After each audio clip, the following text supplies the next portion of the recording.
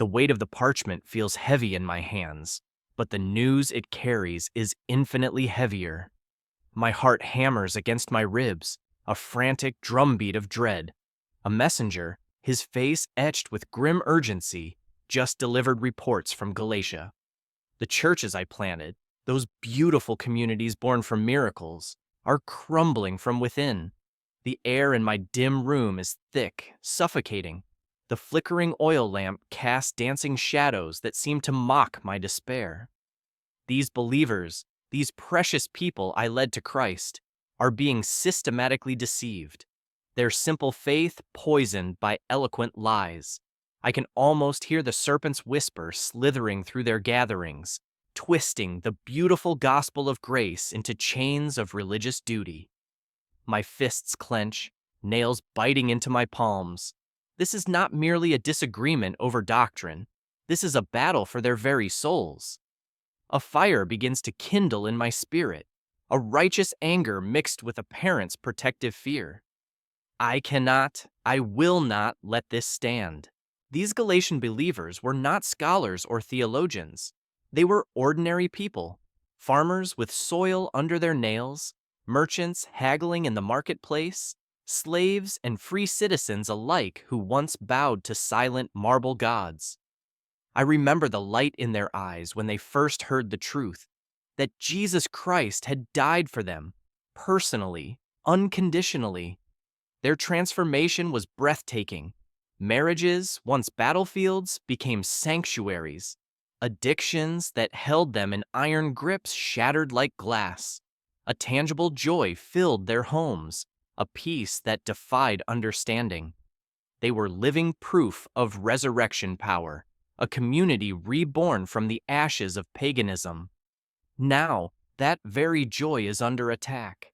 The memory of their radiant faces, now clouded with confusion, fuels the fire within me. They are being told the gift was not enough, that they must earn what was freely given. The false teachers arrive from Jerusalem, wearing the masks of authority. They speak with polished words, quoting scriptures with a twisted elegance that seduces the uncertain. Their message is a subtle venom. Paul gave you a good start, but it's only the beginning. To be truly complete, you must add to the cross. They speak of circumcision, of laws and festivals, as if the blood of Christ was merely a down payment. I can see them now, moving through the new believers like wolves in shepherd's clothing, their words sowing seeds of doubt and inadequacy. They make grace seem shallow, a beginner's path for the simple-minded. My hand trembles, not from weakness, but from a building storm of conviction. They are not just adding rules. They are building a prison around hearts that Jesus died to liberate. I reach for my pen, the simple tool becoming a weapon in this spiritual war. The first words I carve onto the page are a battle cry forged in the fires of heaven. Stand fast, therefore, in the liberty wherewith Christ hath made us free. The word again echoes in my soul. How can they be entangled again in a yoke they never wore? A vision unfolds in my mind's eye, a truth so profound it must shatter their confusion. Every human, Jew and Gentile alike, was born into a deeper slavery, not to Moses' law, but to sin itself. This is the universal prison, the dungeon of the soul where guilt and shame are the unyielding walls. Christ did not come to improve the prison conditions. He came to demolish the walls entirely. My mind flashes to the image of a conquering king. Jesus was not a gentle philosopher offering wise suggestions. He was a divine warrior, launching the ultimate rescue mission into enemy territory. Before he came, all of humanity was held captive. Prisoners of war in a dungeon guarded by demons, its locks sealed by our own rebellion. Some prisoners tried to be good, their efforts as useless as trying to climb a glass wall. Others performed religious rituals, their chains growing heavier with every attempt. The more they struggled in their own strength, the more trapped they became. The darkness was absolute. the silence broken only by the taunts of our captor. Then the invasion began. Light, violent and glorious, shattered the darkness. He burst into the dungeon not to negotiate, but to conquer. On the cross, he absorbed the full fury of justice, the punishment for every sin ever committed. The battle was cosmic, fierce, and costly. I see him in the spirit, wresting the keys of death and hell from Satan's grip, breaking them with a triumphant roar. When he rose from that grave, the very foundations of the prison shook. The walls crumbled into dust, the chains exploded into a million pieces, and the doors swung open on broken hinges. The sunlight of God's grace flooded the darkness for the first time. This was not a partial amnesty or a temporary parole. This was a total, permanent, and complete liberation for every single prisoner who would walk out. I must make them understand the price of this freedom. It was purchased with the blood of God's own Son, secured by the resurrection power of the Almighty. To trade this for religious rule-keeping is an unspeakable tragedy. An image comes to me, one every Galatian will understand: the ox yoke. I've watched oxen in their fields, their powerful necks bent under heavy wooden yokes. The yoke is masterfully crafted, even helpful for pulling immense loads, but it signifies complete submission. The ox loses all freedom. It cannot look at the sky or run through meadows. It can only plod forward, directed by its master's will. This is what these false teachers are offering: a religious yoke that controls every step, a burden God never intended for his children. The law of Moses was originally a beautiful gift, a signpost to a flourishing life. But religious leaders twisted it. They added rule upon rule, regulation upon regulation, until God's light burden became an unbearable weight.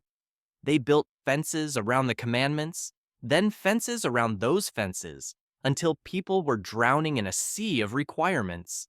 It became a crushing load that bent backs and broke spirits, a life of exhausting measurement and constant fear of failure.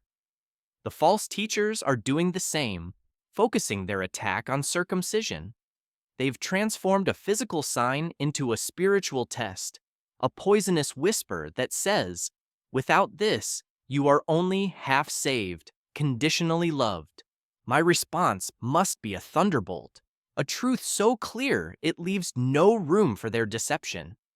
My pen moves with divine urgency. "Behold, I, Paul, say unto you, that if you be circumcised, Christ shall profit you nothing." These words will either liberate or destroy. I am not condemning the act itself, but the deadly equation behind it. Jesus plus circumcision, esprit, salvation. This thinking makes Christ completely worthless.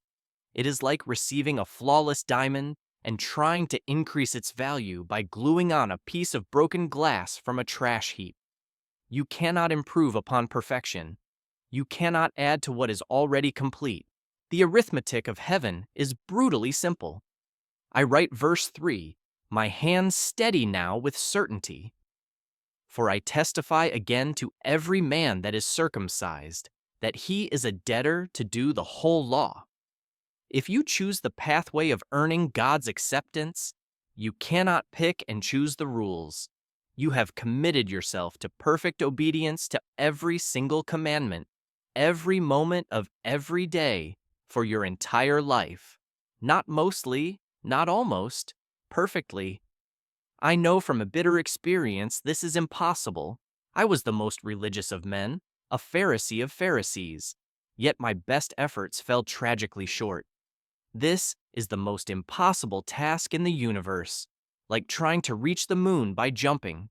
The words I write next have terrified many, but I must speak the truth. Christ is become of no effect unto you.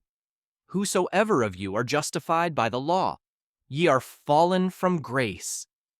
This is not about losing salvation, but about falling from the vehicle of grace back onto the weary road of self-effort. Picture an exhausted man trudging down a hot, dusty road, his feet blistered, his pack crushing him. A friend pulls up in a comfortable car and offers a free ride. Gratefully, the man gets in, enjoying the cool air and the effortless journey. But then guilt whispers that he doesn't deserve such grace. So, despite his friend's protests, he gets out and resumes his painful trek on foot. He hasn't lost his destination, but he has fallen from the grace that would have carried him there. But there is another way, a confident hope that has nothing to do with our performance. For we, through the Spirit, wait for the hope of righteousness by faith. This is not about waiting to become righteous. Anyone who trusts in Jesus is already perfectly clothed in his righteousness right now. It is like a farmer who has planted good seed in rich soil. The life is already there, hidden, growing steadily beneath the surface. The harvest is absolutely certain. We are not looking backward, anxiously counting our good deeds. We look forward with unshakable hope, our confidence built not on our unreliable performance, but on God's unchangeable promise and unfailing character. I bring this first revolutionary section to its climax. For in Jesus Christ, neither circumcision availeth anything, nor uncircumcision, but faith which worketh by love. All the external symbols people argue about, circumcision, baptism, holy days, mean nothing for salvation. What matters is faith, but not a cold intellectual belief. I am describing a living, dynamic, powerful faith that has been ignited by divine fire. This living faith naturally, automatically, produces love. Not human affection, but divine, agape love that seeks the highest good of others, even enemies. This isn't faith plus love as two separate ingredients. It is faith that expresses itself through love as naturally as a healthy apple tree produces fruit. You don't strain to make apples. They grow from the life within. Now, I must address the internal battle every believer faces. Even after understanding freedom from legalism, a war rages within. My pen moves with pastoral urgency. This I say then, walk in the Spirit, and ye shall not fulfill the lust of the flesh. The word walk is crucial. It's not a one-time leap, but a continuous series of steps, a lifestyle of moment-by-moment dependence. You can't walk while sleeping. It requires constant, conscious choice. This is the key to victory. It's not about trying harder to resist temptation through sheer willpower. It is about learning to depend on a power greater than yourself, a divine helper who enables you to live in a way that is impossible through human effort alone. I must pull back the curtain on this internal enemy I call the flesh. Many think I mean the physical body, but it is far more dangerous.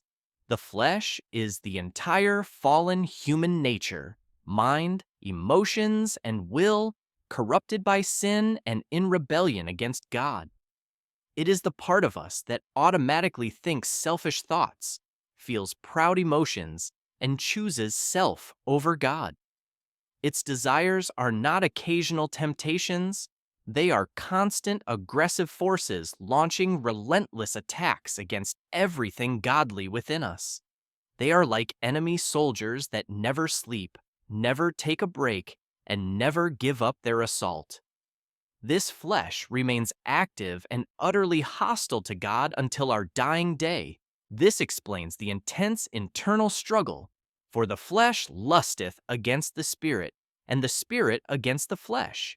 And these are contrary the one to the other, so that ye cannot do the things that ye would. This is not a polite debate. It is active warfare between two kingdoms with opposite goals, methods, and destinations. It is like two armies occupying the same battlefield, each determined to destroy the other.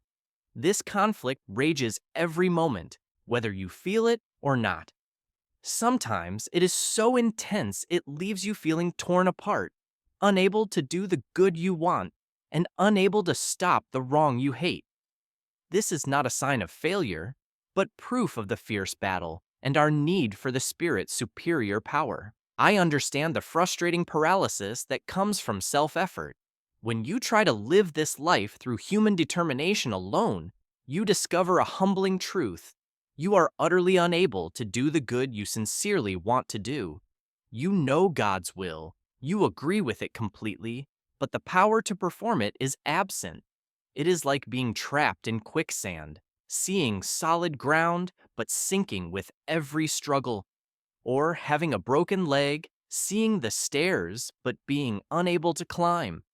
You want to love, but hatred rises. You intend to be patient, but anger erupts. This paralysis is not a sign of immaturity. It is the crucial lesson of our complete and total dependence on God's strength working within us. Then, in verse 18, I introduce the glorious alternative. But if ye be led of the Spirit, ye are not under the law. This isn't permission to ignore God's standards. It is the beautiful truth that those led by the Spirit fulfill the law through internal transformation, not external compliance. The law was a strict schoolmaster demanding perfect performance and threatening punishment. It could diagnose the disease of sin, but offer no cure. Being led by the Spirit is completely different. The law pushed from behind with threats. The Spirit draws from ahead with love. The law demanded external conformity. The Spirit produces genuine heart change. When you walk in step with Him, the righteousness the law demanded begins to flow from your life naturally. My tone becomes deadly serious as I enumerate the works of the flesh. This is a catalog of spiritual death. I list them in categories: sexual sins like adultery and fornication, religious sins like idolatry and witchcraft, social sins that destroy communities, hatred, conflict, jealousy, outbursts of wrath, and sins of excess like drunkenness. I make it clear these are not mere accidents. They are works, the natural, inevitable products of the flesh left to its own devices. They are like poisonous fruit from a diseased tree, bitter water from a contaminated spring. This list leads me to a sobering apostolic warning that I have told them before and must repeat. Those whose lives are characterized by such things, who practice them as their normal pattern, will not inherit God's kingdom. This warning isn't for believers who struggle and fall, but repent. It is for those who are comfortable in sin, showing no evidence of the Spirit's transformation. They might claim to be Christians, but their lives reveal unchanged hearts. I conclude this dark catalog with 3 devastating words: and such like. This means my list is not exhaustive. The flesh is a factory of corruption, endlessly manufacturing new ways to rebel. If your particular sin isn't listed, don't feel relieved. This phrase closes every loophole. It condemns the entire corrupt system of fallen human nature, highlighting its comprehensive inability to reform itself. The flesh cannot be trained. It can only be crucified and replaced by the Spirit's power, which leads me to the most beautiful contrast imaginable. But then, my heart lifts. A completely different picture floods my mind, so beautiful it steals my breath. After the ugly, straining works of the flesh, I introduce the Spirit's fruit, and I choose that word deliberately. Fruit. This isn't manufactured through human sweat or religious strain. This grows naturally, organically, from the life within. An apple tree doesn't struggle to make apples. It simply abides in its roots, and the fruit appears. This is the Spirit's work, not our achievement, but His life flowing through us, transforming us from the inside out. The contrast is breathtaking. I write with a new passion, my pen flowing smoothly. But the fruit of the Spirit is love. I use the singular fruit intentionally. These are not 9 separate items to collect. They are 9 beautiful facets of one magnificent diamond. the very character of Jesus being formed in you. You cannot have love without joy or peace without patience. They are a unified whole, a symphony of divine life. You don't need a course on kindness and a seminar on self-control. As you walk in the Spirit, all of His character blossoms in you together, beautifully intertwined. I place love first, because it is the root, the foundation, the source. This is agape, the same love that held Jesus to the cross when He could have called legions of angels. It is not human affection that depends on being treated well. This is divine love that seeks the highest good of others, even enemies. It forgives the unforgivable, blesses those who curse it, and serves the undeserving. When this love flows through you, it becomes the rich soil where all other fruit can grow.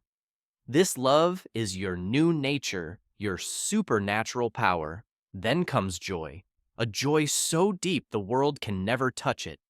This isn't happiness, which rises and falls with your circumstances like a flickering candle. This is a deep, artesian well of celebration springing from your eternal union with Christ. It is the joy of sins forgiven, a future secured, a Father's love that will never let you go. This joy can sing in the prison at midnight, can celebrate in the face of persecution, because its source is the unshakable throne of heaven. It is your birthright, your defiant song in the darkness. And peace. Oh, this peace. It is not merely the absence of conflict, a temporary quiet. This is the wholeness of shalom, a deep, harmonic resonance between your spirit and God's. It is a fortress for your heart in the midst of the storm. This peace anchored me during shipwrecks and kept me steady before hostile rulers. It passes all understanding because it is not based on your situation, but on your Savior. It guards your heart, your mind, your every moment when you choose to trust instead of fear. This is your inheritance.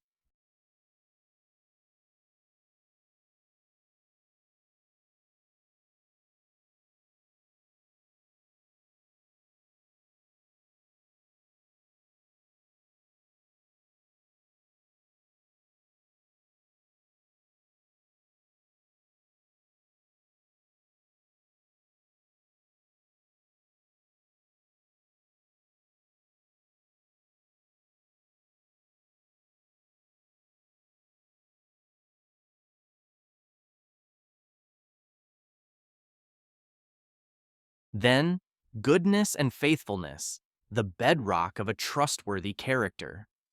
This goodness isn't passive. It aggressively seeks to do good, to make things right, to bless everyone it touches. It takes initiative, and faithfulness is rock-solid reliability. It means your word is your bond. You show up, you follow through. You become someone others can depend on, because you have learned to depend on a God who never breaks a promise. In a world of flakiness and betrayal, your life becomes a monument to His steadfast, faithful heart. This is your calling. Finally, gentleness and self-control, your transformed relationship with power and desire. Gentleness is not weakness. It is power under perfect control. It is a mighty warhorse trained to respond to the lightest touch of the rein. It is confidence in God's defense, so you don't need to defend yourself. And self-control. This is the mastery over your desires, not through grim denial, but through the Spirit's power. You learn to say no to lesser pleasures, to say yes to eternal joys. You are no longer a slave to your impulses. This is your true freedom. I bring it all to a climactic conclusion, my soul soaring. Against such, there is no law. Think of it. No government ever passed a law against too much love, too much joy, or too much peace. If everyone lived by this fruit, prisons would close, courts would shut down, and armies would disband. This is my ultimate answer to the legalists. When you are led by the Spirit, You transcend the law not by breaking it, but by fulfilling its deepest purpose supernaturally. You don't need external rules to make you good. You have an internal revolution. So I finish this section. The fire of heaven burning in my bones. This is your freedom story. You are not under condemnation anymore. You are under grace. Let the Spirit produce His fruit in you. Stop striving and start abiding. Watch as everything changes. This is the life you were meant to live. A life of supernatural love, irresistible joy, and unshakable peace. This is the victory that overcomes the world. This is your destiny in Christ. Walk in it. Breathe it in. You are free.